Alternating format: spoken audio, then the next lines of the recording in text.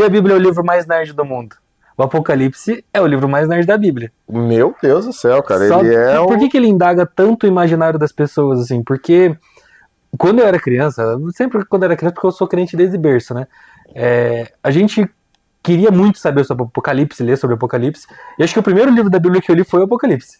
Antes dos outros, assim, quando eu praticamente aprendi a ler, foi o Apocalipse. Não entendi nada. Então por que as pessoas tem tanto interesse pelo Apocalipse? Só uma casquinha, porque a gente vai ter alguns podcasts sobre o Apocalipse. Porque todo mundo gosta de saber o final da história. Antes do... todo mundo gosta de um spoiler, né, cara? Tipo assim, acho que também o oculto, né? Porque a gente ainda tá vivendo. O endgame, né, cara? O final do jogo. Todo mundo quer saber como é que vai ser o resultado final.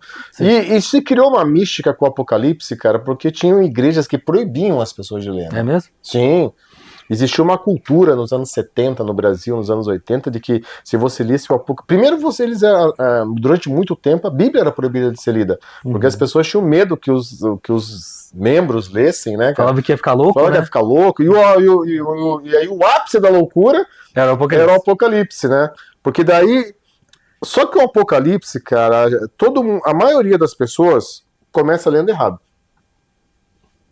Né? Ela já começa lendo errado. Só sai lendo, só. Não, ela sai lendo, mas o Apocalipse são várias estações de leitura. Você tem uma estação nos primeiros 4 capítulos, primeiros 3 capítulos, uma estação nos primeiros 5, depois uma primeira estação no começo, na metade ali do capítulo 4 até o capítulo 7, você tem ali uma dimensão, e daí vai tendo outros desdobramentos. Então, as pessoas tentam ler o Apocalipse sem entender essa divisão. Sim. Então, eles leem tudo, não entendem nada, né? Aí no final das contas elas só querem saber quem que é a prostituta que está em cima da besta com 10 chifres, e quem são as duas testemunhas, né? E o Godzilla que vai levantar no oceano, né, cara? Tipo assim... Então, qual oceano, né? Não falou. Qual oceano? Então... E o eixo principal do Apocalipse, cara, que é a glória de Deus, né, cara? A vitória sobre... Não, se dilui nessas coisas, né, cara? É só o finalzinho ali. A galera fala sobre a marca da besta, sobre não poder comprar, não poder vender. Isso que foi o ápice de toda a teoria da conspiração da igreja. Na minha época 80, era o chipzinho. O chip um na testa e outro no pulso. Cara, qual o Sagan, cara, fala de chip de silício dos anos 70. Então, se fosse para ser aquilo... Não, já tinha sido. Já tinha sido. Acho que já ficou defasado o chip. Já ficou defasado o chip. Aí lá nos anos 2010, cara, o pessoal começou a extrair...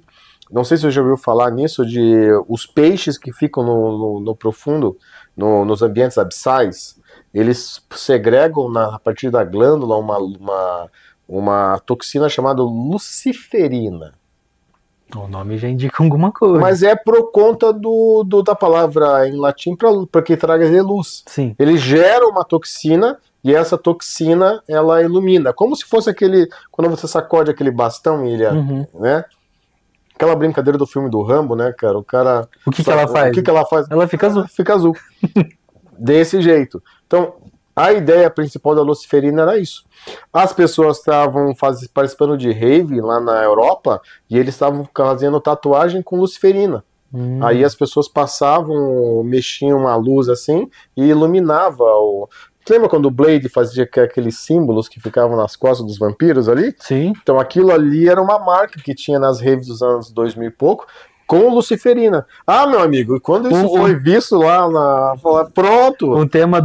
Mais um tema de podcast, como que o Blade influenciou a cultura das raves, né? Nossa, cara. Essa daí é brava. E o RPG, né? E o RPG. Então, assim, se você pensa em tudo isso, cara, pensa no universo de conspiração, o Apocalipse é o pai das conspirações, né? Porque a gente entende o Apocalipse como sendo um final do game mesmo, né? Tipo, e aí você pensa em final de game, você pensa no quê? Você pensa nas coisas que vão acontecer. Né? Então todo mundo quer saber o que vai acontecer no final. Sim. Né? Todo mundo quer o spoiler e tal. E aí o Apocalipse, cara, ele é muito mais amplo do que isso, né? Eu acho que o texto mais prazeroso do Apocalipse é que a gente tem que... Bem-aventurado o homem que guarda as profecias deste livro. Ele é, se eu não estiver enganado, posso estar, ele é citado 7 vezes no Apocalipse inteiro. Sim. Essa frase. bem-aventurado o homem que guarda as profecias desse livro. Por elas serem profecias, elas vão estar sempre presentes em algum tempo da história. E aí a gente poderia entrar nos conceitos, né, escatológicos, né, cara? É só uma casquinha, não dá pra mergulhar em tudo, isso é só uma leve, ponto que eu acho que é uma breve introdução. Não, que eu acho que é muito importante que das pessoas que gostam de ler o Apocalipse, mas a pessoa às vezes pula, são as igrejas, as cartas das igrejas. É sempre no fim aquele que permanecer será ganhar tal coisa. E daí cada uma delas tem uma referência. Sim. Esse ponto do Apocalipse a gente pode trazer para nossa vida atual. Sim. E assim, e aí quebrando o mito de que não existe mérito, né? Exato. Porque se a Bíblia diz que é o que vencer, alguém tem que ganhar. Não, ou às vezes todo mundo vai ter que ganhar. Mas vai ter que ganhar, e para ganhar tem que competir para ganhar. Exige uma ação. Exige uma ação da pessoa, entendeu? Não que um tenha que perder ou tenha que ganhar. Os dois podem ganhar, mas tem que ter competição. Sim. Né? Tipo assim, eu ganho e ele ganha, tá, mas se os dois correrem juntos. Então não adianta os dois. Mas se os dois não correr, os dois perdem. Os dois perdem, né? Ninguém vai ganhar nem perder, todo mundo vai perder. Todo mundo vai perder. Então a gente tem que entender que até na Bíblia a gente tem esse conceito de esforço, né? De dedicação. Você vai ver. Mas é diferente do conceito humano, né? Porque o conceito humano é o esforço contra os outros. Exatamente. Na questão bíblica é o esforço contra a nossa carne, contra o nosso pecado. É o esforço da gente, nosso contra nós mesmos, né, cara? Por isso que o evangelho é a religião do confronto. Eu acredito que o evangelho, cara, é uma ferramenta, e aí a gente tem que ter entrar num ponto bem delicado, né, cara, para não confundir as pessoas. Jesus, ele nunca respondeu a um questionamento. Ele deu outra pergunta em cima. Respondia com uma pergunta. Respondia com uma pergunta. Né? Eu acho que o único cara que ele respondeu foi o leproso que disse assim: o senhor quer me curar? Quero. Foi o único. Que a maioria dos outros... E foi rápido ainda. Foi rápido, porque eu acho que... palavra só. Não, porque o leproso já desce se arrependendo e adorando a ele. Falou assim, ele já fez o que ele tinha que fazer, né? Ele já tinha que fazer, exatamente. Ele chega e diz assim: o senhor quer me limpar? Quero. Você limpa. Foi o único, cara, porque o resto... Se todos os outros fizessem isso, ia ser bem mais fácil. Cara, Jesus, ele é tão ousado em dizer que ele encontrou fé num general romano e numa mulher cirofenícia. Que era, pra época, era um escândalo. Que pra era um escândalo, né, cara? Primeiro porque eles eram vistos pelos judeus como pessoas ruins, né? Principalmente o povo sírio-fenício, né, cara? Que era onde eles mais tiveram guerras, né? Principalmente durante o cerco de Samaria. Né, o cerco, né,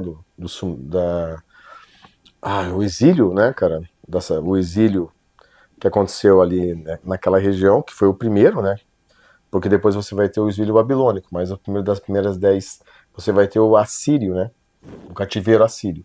Então, depois disso, todo mundo daquela região é considerado ruim para os judeus. A mesma coisa acontece com Roma quando Roma domina a Judéia. Né?